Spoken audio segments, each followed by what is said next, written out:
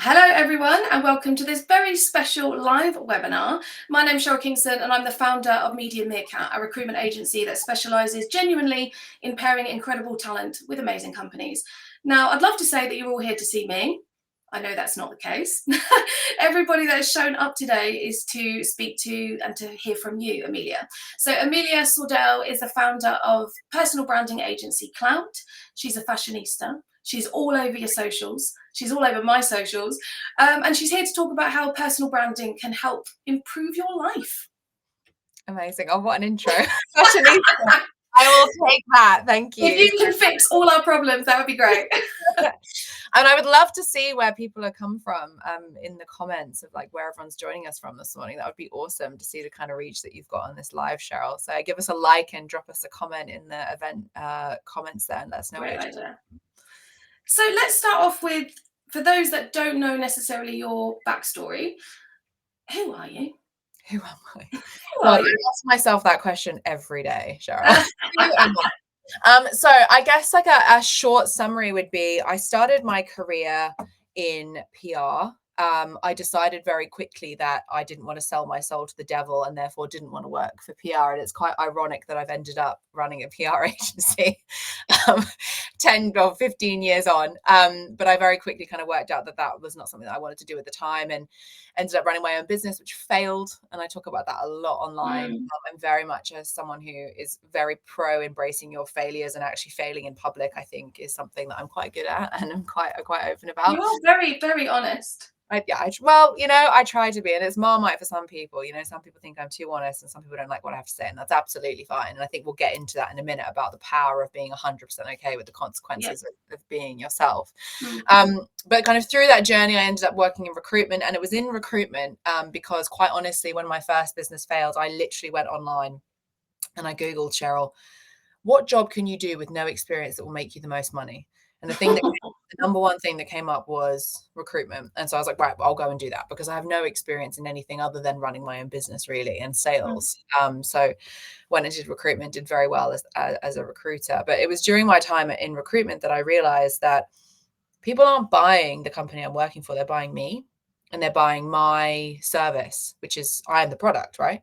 So it didn't make any sense for me to market the business I was working for, but it did make sense to market myself as a recruiter. And so where I found a lot of success in recruitment was I would, kind of run mini marketing campaigns to executives to be like, to get in front of them. And as a result, won retainers. I won a retainer with YouGov when I was 25. I literally just got into the DMs of the CEO and I was like, I'm fucking great. Your talent stream at the minute is shite. Come, I'll help you. And I don't know whether it was I was just very confident or whatever it might be, but we won a retainer with them. I won a retainer with GWI, which is now one of the biggest intelligence companies in the world, through the same tactics of just reaching out to these people and building a rapport with them. And as a result, I guess my CEO sort of saw something in me and then rehired me as their marketing manager after I had my baby. And it was really there that I kind of understood the power of personal branding and how, as a marketing person, I could leverage the recruiters that were in the business to market the business. My CEO didn't think that was a very good idea. But I did it anyway, Cheryl, because I'm very, very much an apologize, don't ask permission kind of person. And never got that, by the way. Never got that.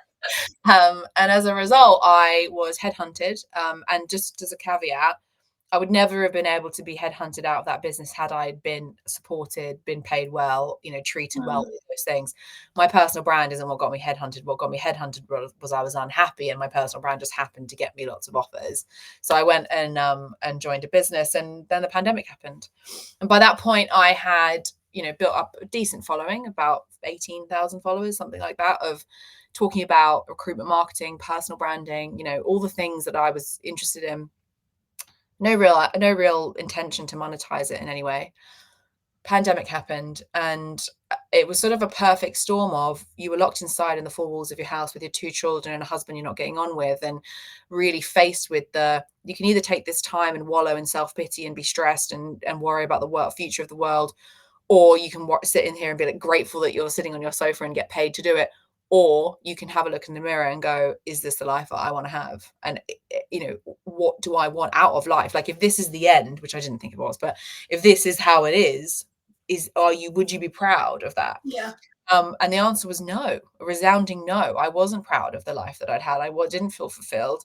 I didn't feel like I'd reached my potential. And COVID, as awful as it was for so many people, was the best thing that ever happened to me, because it forced me to look in the mirror and understand really what I wanted to do. So I quit my job, started Klowt, which is a personal branding agency. And, now we're a team of 11 people, offices in Mayfair. We have global clients across the world, and we help them build their personal brands on platforms, mainly on LinkedIn. So we work with a lot of businesses.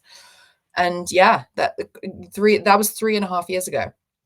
That is a crazy level of success in a really short space of time. Like crazy level. I don't know if I would say it was like, it's funny because I think when people talk about stuff like this and you're an outsider looking in, it sounds really glamorous, right? We've gone from 0 to, at one point we have 15 employees, and we've scaled back a little bit now because I've kind of changed my business strategy a little bit, but we've scaled back. And I think you can look at that and go, wow, like, look, she's done this. And myself used to do that to other people. I used to look at, Stephen Bartlett and Gary Vee and go, oh my God, I could never be that person, like whatever. But actually, like, I live in an end of terrace house in Watford, and like my life is my life, like in terms of my personality and my quality of life is exactly the same as it was 3.5 years ago. It's just that my personal brand has expanded, which has expanded my opportunities, which means long term my life will be completely different. Yes. And I think it is very easy, and I'm not saying this in a I don't mean to be patronizing, but I was in that place where I'd look at people and go, oh my God, they're so successful. How did they do that? How they did it is they just did it. Like they just stated, I'm no different to you. You're no different to Gary Vee. Gary Vee is no different to fucking President Obama. It's just that they did something. And I think once you can get your head around that, it then becomes a lot more manageable to go, right, okay, well, if they can do it, then I can do that. Yeah. I think fear, I mean, we'll get into that in a bit, but fear is a huge thing. Like I think it drives people, even when you're not aware of it, or you don't think that you're fearful. Like, I wouldn't necessarily consider myself a fearful person, but personal branding, and I'm a newspaper columnist, so I write about IVF and struggles with children. Like I write about everything, but there's something about doing it on a business platform that feels a bit like, like I think everybody sort of feels a bit like that. And I'd love to hear your thoughts, or I'd like to hear how personal branding works on a business platform like LinkedIn. Yeah, it's an interesting question, and it's funny because I did this workshop a couple of months ago with a quite large management consultancy firm. And one of the things we spoke about was this kind of fear of visibility on LinkedIn. And I kind of got everyone to put their hands up. I said, how many people have an Instagram? And every hand went up. And these are managing directors, right? They're quite serious people. And I said, how many of you share stories on your Instagram? And, 70% of hands went up. And I said, do you think before you share those stories? And they went, no, like just share them. And I said, so, what do those stories look like? And they were like, oh, I'll be talking about the food I've had, or, have a phone in my face, and I'll be sharing, the concert I'm at or whatever. And I said, do you scared when you post that? And they went, no, of course not. And I said, so why are you scared when you post on LinkedIn? And they all went, oh, because, it's tied to my employer and all that kind of stuff. So I said, so are you who you are on Instagram and in life at work? Yeah, of course. I'm authentic. I'm the same person. So where's that fear come from then? And I genuinely think it comes from people think that they can't be themselves when it comes back to their employer, when it comes back to their business, or career, as it may be. And fine, I get that. I understand that people are concerned. I mean, the whole reason we're here talking, right, is because of reputation. My reputation precedes me, and that's why we're having this conversation. I understand the importance of reputation. It's my business's reputation, right? That's what we do. Yeah. However, you can't build a reputation by being invisible. You can't build a reputation by being vanilla, by being the same as everyone else. The way you stand out and the way you get invited to do things like this and get paid 20 times what you were earning 3 years ago, and all those things that everyone wants genuinely, probably for their life and the quality of their life. In order to make that happen, you have to stand out. And so if you're someone who is willing to be themselves on Instagram, but you're not willing to be yourself on LinkedIn, Instagram's not going to get you a new job. Probably might, depending on your industry, but it's unlikely. Being on LinkedIn will. And 9 times out of 10 these days, employers don't give a shit whether you can do the job or not. They know you can. They wouldn't be interviewing you. Yeah, I agree with that 100%. They care about you as a person and what value you're going to add to that business outside of the skills you have existing. A really good example of this is I interviewed someone recently, And she said, what skills are you looking for in this person? Basically, so she could align her answer to what those skills were. And I said, to be honest, I don't really care what your skills are. I can see from your experience that you're going to have those skills.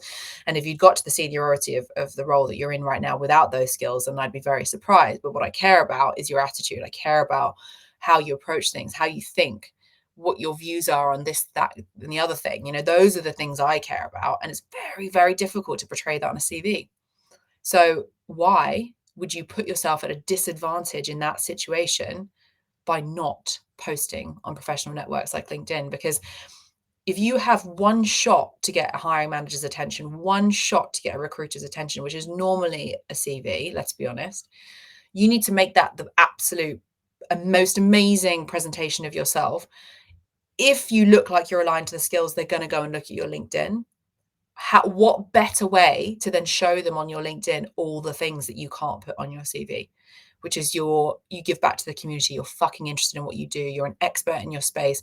You're a mother. You care about your colleagues. You shout people out. You enjoy football, like whatever it is. But that will paint a picture of you that is far more impactful than your one A4 piece of paper that's meant to get people to hire you. If we think back to the kind of origins of the CV, from what I understand, the Latin translation is story of life. Yeah. CV can't tell your story of your life. No. So let LinkedIn do it for you. And LinkedIn is definitely, in my opinion, as a recruiter and someone who actively goes out and finds talent, it's the very first thing we look at. The CV is the second. LinkedIn's the first. Yeah. But when it comes to, I just want to break down, just for those that don't, and for my own sake, to be quite honest, personal branding. When you're talking about it in reference to LinkedIn, is it about posting about things that you care about, or is it posting about things that are going to be relevant to your industry or your job or where you want to be? Because I can write about absolutely anything. Yeah, it's a really great question, Cheryl. And actually it's something comes up a lot, right? And we've got this membership that's in beta at the minute, Get Klowt. And one of the biggest things that comes off that SaaS platform is, what should I be talking about? Because my audience is this, but actually I'm an expert in that. And the answer, we've kind of redone the back end of it on that feedback, because a lot of people come up with that question, which is, people care about this and I care about that. The answer is both. The answer is 80%. If you want to be, there's obviously different answers depending on what your goal is, but if hypothetically you want to find a job, right, which I think a lot of people sitting on this live right now are probably sitting in that category. If you want to find a job, you're going to need to be known for two things: who you are as a person and what you can do as a professional, right? That's ultimately why people are going to hire you. 80% of your content needs to be geared towards positioning yourself in a way that's going to attract the people that you need to attract to get that job. So for example, if you are a salesperson, right, and you're wanting to get a new sales job, I mean, sales probably is probably a bad example because numbers speak for themselves, but if you're a salesperson, you want to get a new job, and you know that a hiring manager, a sales director, a CRO looking for a new salesperson is going to care about numbers, is going to care about communication, is going to care about negotiation, is going to care about gravitas, going to care about demand gen, like how you're getting into companies and stuff. Your entire brand strategy around how good you are would be geared towards those topics. So instead of you might be in sales, right, and you have a product to sell, but if you're trying to get a new job in sales, I would gear my entire brand around, I'm a fucking expert salesperson. And here is how you can be an expert salesperson. Here's how I do this. Here is my thought process behind getting people to sign on in Q4 instead of waiting to Q1 the following year. Here is how I get into these businesses. Because although that seems counterproductive, because you're like, well, I'm educating other salespeople on how to do this. Guess who other salespeople know? CROs and sales directors. And if they're engaging with your content, you're going to be making a splash in their feed. And if you're making a splash in their feed, guess who their bosses are going to be looking at? It's going to be you. The other 20% of your content should be around who you are as a person, how you got there, why you went into sales, why you find it interesting. Do you take a break? Because I think salespeople have got this reputation of just being on all the time. Yeah. And like maybe you work 8 to 10 p.m. at night and maybe that suits you. Why does that suit you? Etc. So you kind of have to split it into an 80-20 format, which is 80% I'm an expert in sales versus 20% who I am as a person. And how personal you are, I personally think there's a difference between being personal and private, but how private you are in your personal content is entirely up to you. There's no right or wrong way to do that. You could talk about your, IVF journey. You could talk about, the holiday that you just come off with the back of your kids. You could talk about whatever you want. It's your personal brand to make that decision, but at least 20% of your content needs to be about getting people to know you as a person. Mm-hmm. When people know you as a person, they advocate for you. And when they advocate for you over someone else, you are the person that's going to get the opportunities, not your competitors. It's funny you say that, because one of the most successful posts I've ever put on LinkedIn was about my struggles to have a child. And I had so many private DMs. I've been in the same situation. What clinic did you use? Like, I had nothing to do with recruitment. I mean, my background's not in recruitment at all anyway, but that's not the point. It resonated with an audience. It's human. It makes you human, Cheryl. Yeah. To your point, my biggest post I ever did in views, not in engagement, but in views, was one about my divorce. And I won a lot of money off the back of that post because people resonated with me. Yeah. They resonated with me more than they resonated with my competitor because I was human. But in the last comment, you said the word strategy. So we were talking about obviously personal branding and what you need to do, but you said a strategy. Should you be looking at your personal branding? If people that are listening, and please do comment and ask Amelia some questions if you've got any, guys. Should you be looking at it almost like a business plan? Like, this is my strategy. This is what I'm going to do now for the next 3 months. Yeah, I think, look, there's 2 ways to skin this cat. One, you can actually be very specific with it, which is what we do, right? So when companies hire us, it's why people join our SaaS platform. They want specifics. They want a tactical, like, do this, do this, do this, do this. Like I understand that. So if that's what you need, and you're at that point, you're like, right, I actually need to knuckle down and think about what this looks like. The first thing you need to think about is your goal. So what is your goal? What do you want to achieve? And I don't mean I want a new job. I want this. It is like the bigger picture thing of, so for me, my ultimate goal, and it sounds really wishy-washy, but it is something I feel really, really deeply in my core, is I want to help 1 million people reach their potential. Like, that is my goal. I want 1 million people in the world to say, I'm where I am because I got inspired by Amelia Sordell 20 years ago, 10 years ago, 5 minutes ago, whatever it might be. But that is the impact that I want to have on the world. And so every single thing that I do feeds into that goal, whether it be the book deal I've just done, whether it be the speaking gigs I'm doing, whether it be the whatever. I get invited to talk about personal branding all the time, but I always bring in an element of inspiration and hopefully some, like, come on guys, like, you can do it too, because that's what feeds into my bigger goal. Personal branding is just the vehicle to get me there, right? So that's my big goal. Once you've worked out what your big goal is, and for now, it might be that you just want a new job. That's okay. It doesn't have to be all worked out, but there needs to be something that we're aiming for. 10K likes is not a good enough goal. What is big? What is the thing that you want? It might be a new job. It might be you want to start your own business. It might be that you need new leads. It might be whatever. Once you get that sorted out, the next thing you need to work out is who you need to attract to make that goal happen. So for me to be positioned as this person who is inspiring 1 million people to reach their potential, who do I need to attract? Well, I definitely need to attract founders and entrepreneurs, because in order for me to facilitate that goal, I need to make money. I can't just do all of this for free. And in order for me to make money, I need to attract my clients who are founders and entrepreneurs. Cool. So we'll attract those people. The next kind of second bracket of people is what I call the everyman, right? The everyday person who feels like, and I was her 4 years ago, right? Or even less than 3.5 years ago. The everyday person who thinks, oh, like, I wish I could, like, I wish I could, but like, there's always a reason why they can't. The partner's not supportive. They don't feel like they've got enough money in the bank. They don't feel smart enough. I felt like that. I never asked for pay rises that I fucking well deserved because I was too scared to ask for them, right? That's my other audience. Both of those feed into the products that I sell, which is great because I have a SaaS membership that feeds into the everyday person, and I have an agency that feeds into the executive. So now I'm making money that can help me get to that goal and inspire those people, right? So those are my 2 audiences, founders and executives, and the everyday person. What do I need to talk about to bring those people into my network? Well, from the founders and executives perspective, I need to be talking about my journey running a business, what that's like, so I can create some resonance there. To your point about your IVF journey, you created resonance with other people going through similar things. It's the human to human thing. If you're a company like mine and you see the founder sharing similar struggles to you, you're going to trust me significantly more than someone else running the same business who it doesn't share that stuff. And I know that for a fact because I've signed 2 clients this week who have come to me off the back of my business content, not my personal branding content, my business content, because they were like, we've had the same struggles. That's really interesting. She sounds like I can trust her with my brand because she gets it. So that's that. On the other side, the everyday person, the person that wants to be inspired, how do I inspire those people? I talk about my fuck ups, my failures, like how I'm here, how I got here. What are the practical steps to get to 150,000 followers and 1 million likes on TikTok and be doing stuff like that? How? How do you do that? It's all good and well to be able to look it up at someone and be like, oh, isn't that great? Like, but it's the how. Story, it's the journey, it's the practical steps to get there. So now my content strategy is really clear. Talk about business, scaling, fuck ups, failures on that side.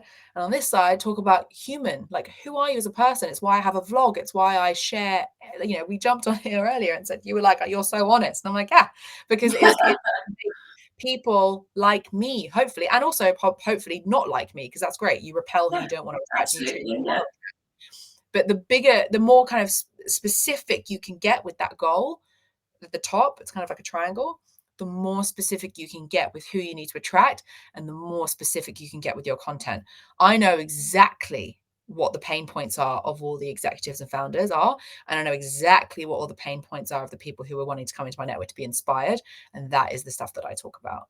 And so, to your question a minute ago, do you need a strategy? No, but if you wanted one, that's the playbook and how you do it. And I think that's no, go on. I was just going to say, and if you don't know where to start with that, you can use loads of free tools to figure that out. But the other way of skinning that cat is you just post stuff. Just post whatever you want. I love it. You just say, literally, just fucking do it. Just stop it. Just get on with it. Exactly. Like we all come up with, I need a strategy, and like, fuck that. I didn't start with a strategy. I just started posting videos of me walking around the estate I was living on with those horrible wired headphones, talking about the book I just read. Like, you got to start somewhere. And the thing is, the difference between me and someone watching this who's like, I need to build my personal brand, is I started. That's the only difference. I'm not special. Everything I talk about, other people talk about. I'm not unique at all, right? But the difference is I'm doing it. And that is literally the difference between where you are now and where you want to be. It's just doing it, just taking action. That's it. So have a strategy or don't, but either way, just fucking post it. Just fucking do it. Right, Candice has put a message on and she says, how do you pivot careers and rebrand yourself? I love that. I rebranded myself, Candice, in January this year. So I've done it multiple times, but intentionally this year. So I guess I can come at it from two different angles. If you want a career pivot, the easiest way to kind of explain this is when I first started building my personal brand, I was a recruiter, and now I run a personal branding agency. There's not a lot of synergy in those things. And what you'll find is as you build your brand, and I'm presuming if you're saying rebrand yourself, you've probably already got some people who are interested in what you're talking about. What you'll find is those people, if they're invested in you, Candice, will follow you. They don't care whether you've gone from recruitment to marketing or pharma to finance. Like, they'll come with you because they're invested in you. You can do HR in every industry. You can be yourself in every industry. But if you get people to be your fan, they don't care what you're doing. They just want to be a part of your journey. So what I would say to you is, you want to pivot your career, start talking about the things that you want to do. So if you want to pivot your career and you're happy to be open about that, post about that journey, post about the fact that you're going from here to here and what that journey looks like and what you're doing to make sure that you're applying the skills that you've already learned into this new thing, and what are some of the synergies that you're finding in the two spaces, and what does that look like for you. Because what you'll find is people will really resonate with that. And you might actually educate some hiring managers, for example, on the fact that the skill set that you have from said industry is actually really applicable in what they're trying to find, and they otherwise wouldn't have considered you. So take people on that journey. And then the other thing about rebranding yourself is you just need to be a little bit more intentional about what you're trying to achieve. So back to my point earlier about what is your goal, if you're trying to get a job, what are those people looking for? Like, what do they care about? Talk about that. And also, like, I think we all talk so much about content, but your personal brand is so much bigger than that. Like, I did a talk for the influencer marketing show in September or whenever it was, October. And one of the first slides I had was this big circle that said your brand. And I had all these offshots, and I was like, the way you look, the way you speak, the way you act, and how you present yourself online. It's not just what content should I be posting? It's what does your profile picture look like? How do you turn up to meetings? How do you like, this is what I'm wearing now, and it is strategic. I'm very intentionally dressed down for this because I want people to be like, oh, she's like me. because I am. I don't want to seem like this big, untouchable, unapproachable, unfriendly person. I want to come off a certain way. So the way I dress and the way I turn up to specific meetings, or the way I present myself at a specific event. So influencer marketing show, I was premiumly dressed. When I go and do something else with NatWest, I might be a bit more dressed down because the audience profile is slightly different. And you need to think more strategically and more holistically about reputation. Let's not call it a personal brand. How do you rebrand your reputation? Well, I would take that back, Candice, and say, how do you take control of it? And if you want to take control of it, you need to think about how you talk to people. Do you say thank you when people give you your coffee? Do you smile at strangers in the street? It's all these things that genuinely will come back to you and I don't mean to don't do it so it does come back to you. Do it genuinely, because when you have a really strong reputation, whether someone knows you or not, you can shape what that reputation looks like because you're in control of it. If you don't take control of it, you'll still have a reputation, but you might not like how it looks. So I think it's a bit of a very big answer, but it's bigger than just what you're posting on LinkedIn. What you said earlier about kind of just posting and making sure that you've got the personal side, but then also kind of intentional kind of content. But then when I watch some of the stuff that you do, like sometimes I've seen you in your dressing gown and oh, I love it. It's literally what I love the most is that kind of content that appeals to me. But then how does that not conflict with maybe some of your more corporate clients that also watch that? Yeah. So it is intentional. So you'd never see me share that on LinkedIn, right? No, it wasn't on LinkedIn. So, exactly. So I see social media as different languages. So if LinkedIn is very proper English and we have to show up and we have to be, and you don't, by the way, like I swear on LinkedIn all the time. I think I've sworn about 15 times on this live already, but I don't mean to be inauthentic. I think you should be authentic, but show up as a premium version of yourself, how you want the world to see you in a professional setting. I think we can all agree that the person we are at work is quite different to the person we are ranting in the pub with our friends on a Friday night, right? It's that finding that balance too, right? So that's how I show up on LinkedIn. The way I show up on TikTok is probably slightly different also. It's a bit more,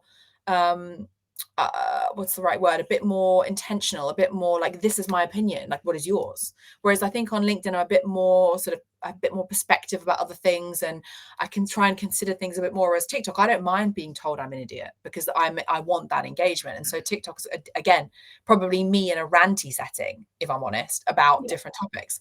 And I'm that person too. On Instagram, I'm very much this is Amelia, like, behind the scenes. So like I will post pictures of my outfit, even though it's got nothing to do with the stuff that we're talking about on LinkedIn. Sorry, one second. Camilla, would you mind doing that after? Sorry. Yeah, real life, right? I appreciate you.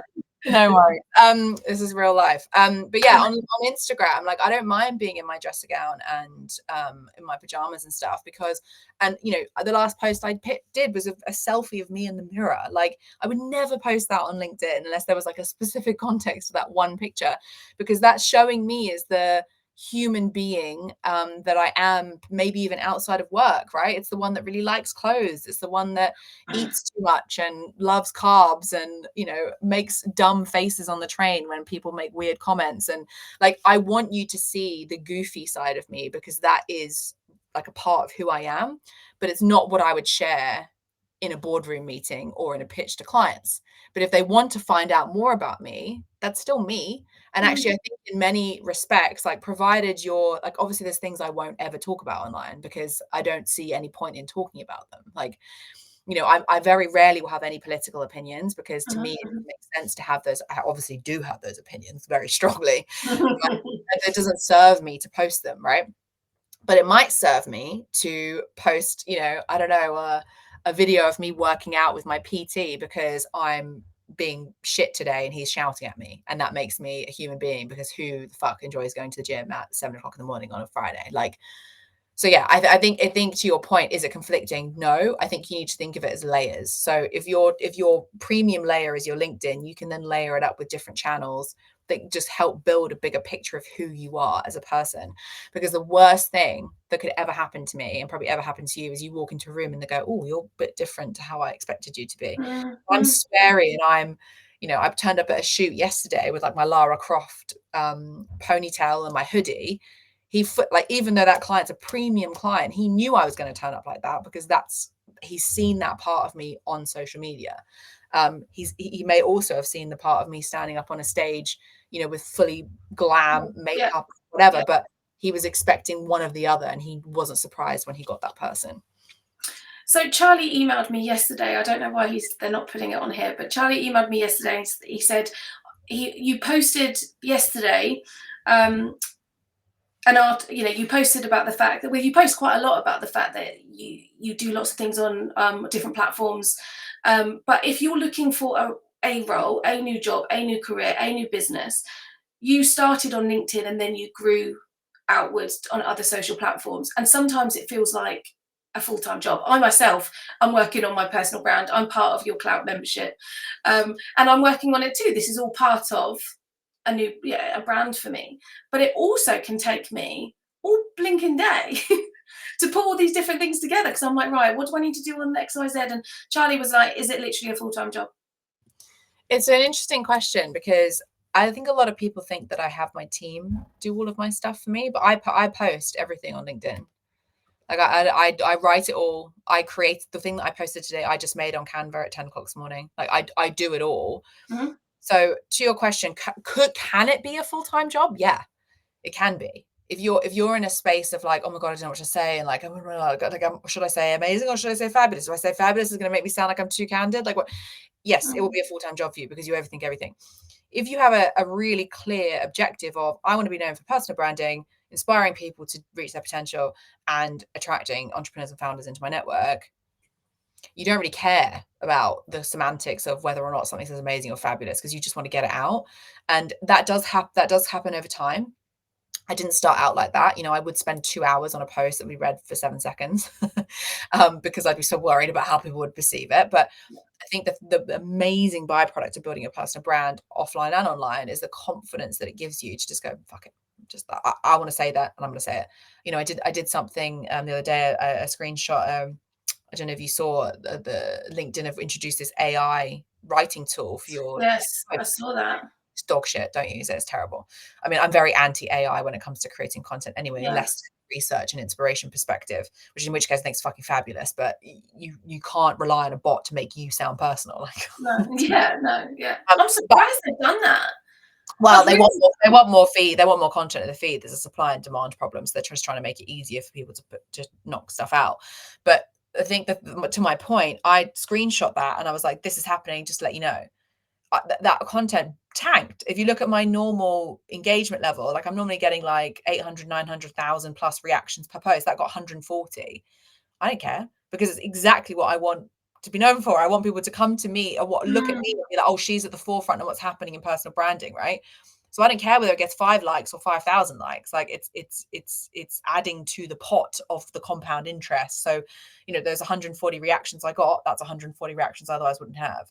And I think that's kind of how you have to look at, could this be a full-time job? Yeah, it can be, if you care more about how you look aesthetically, grammatically, whatever, then you care about the message. And it's the message that's way more important. And of course, try not to make spelling mistakes. I do it all the time. I always have a spelling mistake, no matter how much I look at what I'm writing. But the message is more important. And I think if you can wrap your head around that, it becomes a lot more efficient to create content. You get a lot more inspired because you're no longer worrying like, I want to get a message out on Instagram. I'm in my pajamas. Do I go and change and put makeup on? No, I'm just going to fucking throw it out because the message is more important. And the more you do that, the more immune you become to your ego, which is what's stopping you from actually taking that step. And the irony and the paradox, I guess, of building your personal brand is a lot of people think it's for your ego. But the people that are building their personal brand authentically have no ego, none, because they don't care whether Steve from Leeds likes their content or not. It's what they want to be known for. And so, yeah, I think some tips just to leave you with that question on how you can get over it being a full-time job is have a period of time every day where you are getting inspired by other people. I don't care whether you listen to podcasts, you read a book, you go through the news, you read Twitter, you do whatever you want. But I tag end my day and the beginning of my day with a podcast or an audiobook in the morning, and I read for 30 minutes every single night religiously. which means I am never, ever short of content or inspiration, because number one, it gives my brain some time to just relax into just thinking about the only thing I have to think about, which is listening to podcasts or reading, which often brings out sparks of inspiration that has nothing to do with what I'm reading or listening to, but it's given me that downtime to go, oh, that was really interesting today. Let me just jot that down. But quite often the books that I'm reading will inspire, because I really like nonfiction. I love, development books and things like that. So, they will inspire content. And so I'm never in this frantic thing of, oh my God, I don't know what to say, because I have 1,800 notes in my phone. And to be honest, that is how the Get Klowt SaaS platform came about. Everyone goes, what do I say? And I'm like, I have 1,800 notes on my phone. How can I get that knowledge that I have of, I just need to document everything and disperse that to other people? Like, how can I get people to understand that everything is content? And so that's where we came up with the prompt idea, because if you're being prompted with an idea and a bit spark of inspiration, you're much more likely to get it done like straight away. So create time to consume content, document everything, and just fucking post it. Like, it's such a cliche for me to say at this point, but you got to take action. If you don't want to post, you personally, do you not? Or do you find something?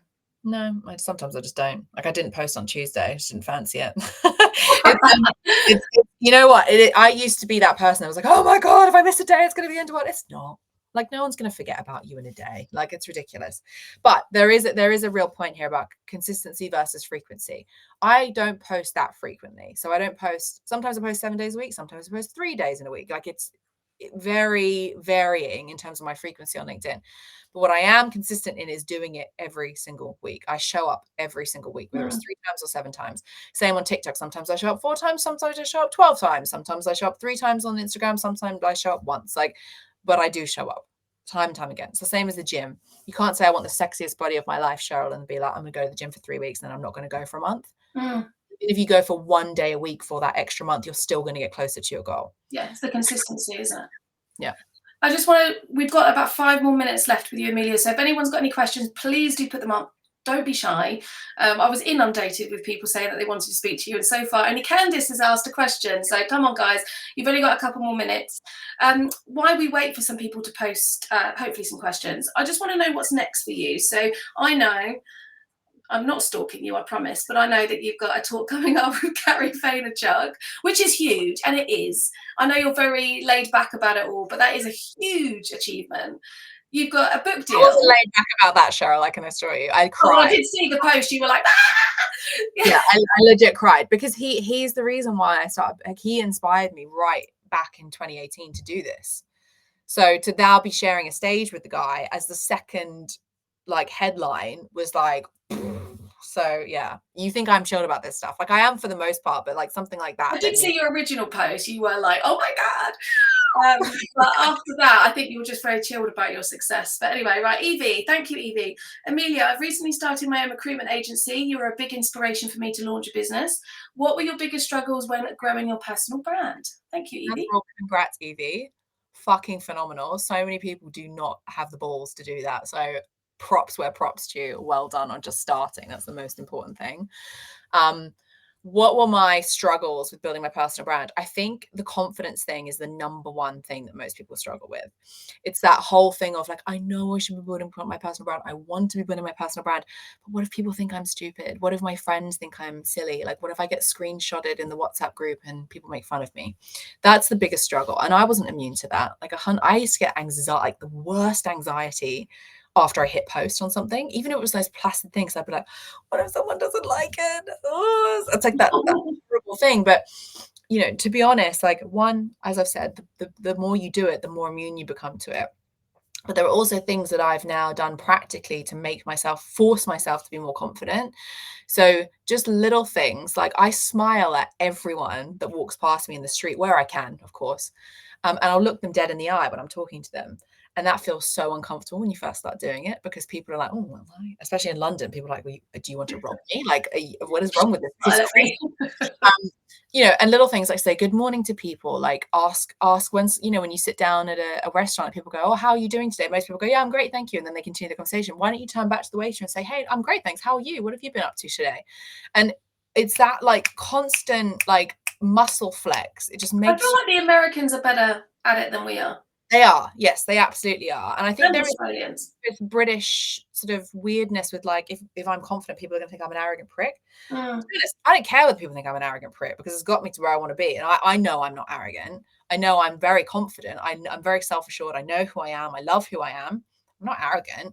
But if people want to think that, that's okay. I don't mind. And I think the biggest struggle that everyone finds is that confidence of just saying what they actually want to say and not watering it down because they want everyone to think that they're a lovely human being. You don't need friends, Evie. You need opportunity, and you need customers, and you need people to advocate for you.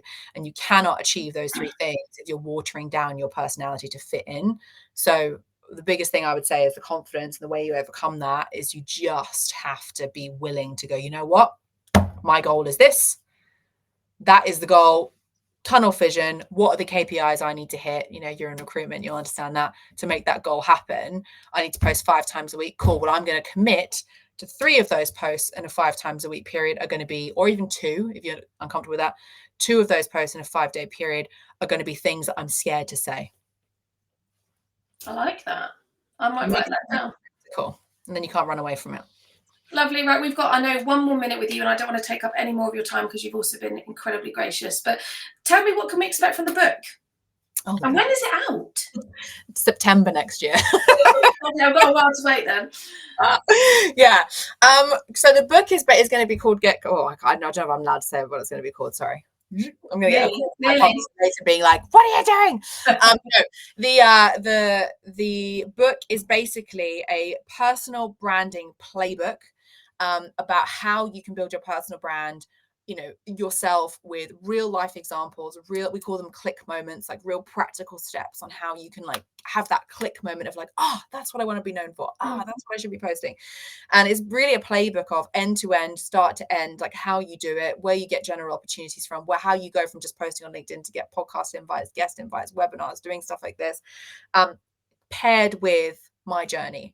Because I think it's really difficult sometimes you can't see right now because of the angle of the camera, but my house is covered in books. Like I'm a real nerd when it comes to book. I read everything from psychology to culture to leadership to, you know, I don't know, like everything. I just love learning from other people. And I think actually, if you can get someone's life experience for $5.99 and you're not willing to do that, you're a psychopath. Like you like, do you know what I mean? It just makes $15.99 someone's whole life experience you can get in a book, and it's just the most amazing.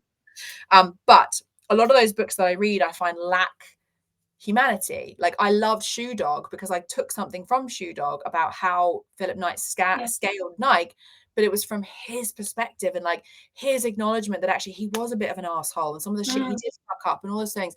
So the book that we're doing is really, again, to end how I went from no one to being, you know, paid to be on stage with people like Gary Vaynerchuck, with the journey that I went on to get there. It's not just someone who's sitting there at the top saying like, well, here's how you can do it. Like, just fucking post it. It's like, no, actually, there was a lot more to it than that. And here are some of the things that I fucked up along the way. So my mistakes are a lot less expensive than you making your own. Yeah. So yeah. I don't doubt that. Have we got time for this one question? Yeah, let's go for it. It's better to be young, beautiful, and successful. It's just an average elephant man. I'm not sure I read that right. What do you think about developing an avatar personality instead of honest personal branding? I think it's the worst decision you can possibly make. I think that the thing here is people really think that personal branding is brand. It's like, let's invent something. Yeah. The problem is with personal branding is it's personal. So unless you're willing to be personal, you're not making a personal brand. You're building a brand. You're not taking control of it.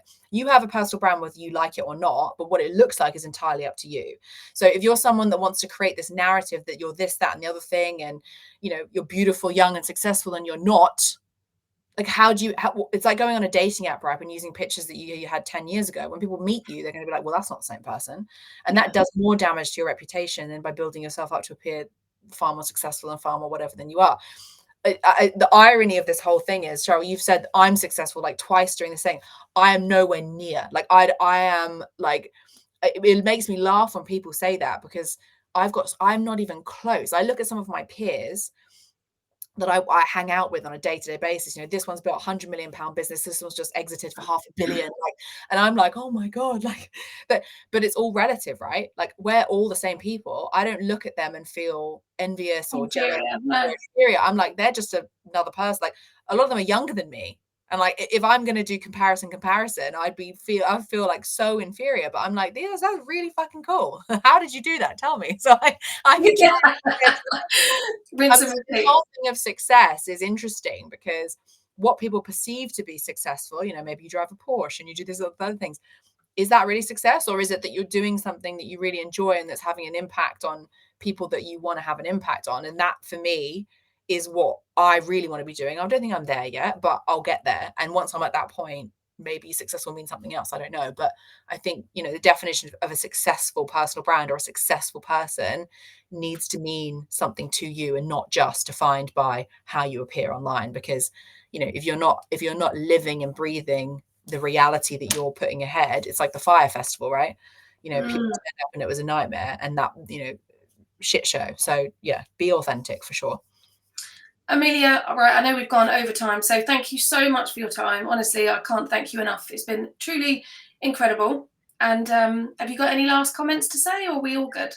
No, I thank you. First of all, thank you so much for having me. I'm always humbled when people even want to have me on these things. So I appreciate it. And the last thing I would just say is, like, if anyone's listening to this and they're going, I know I should, what should I do next? Just do it. Just post one thing. There's got to be one conversation you had today that you thought was interesting. And if you didn't, then you need to get out more. But there's got to be one thing that you read, saw, whatever, that you thought, oh, that's interesting. Even if the thing that you put out today is, I saw this and found it interesting. What do you think about it? Done. Just do it. Just fucking do it. Well, they haven't put their name, but a LinkedIn user says thank you. So I think it's a good place to end. Thank you. I appreciate it. Thank you, Amelia. You take care. Thanks, everyone, for watching. Bye.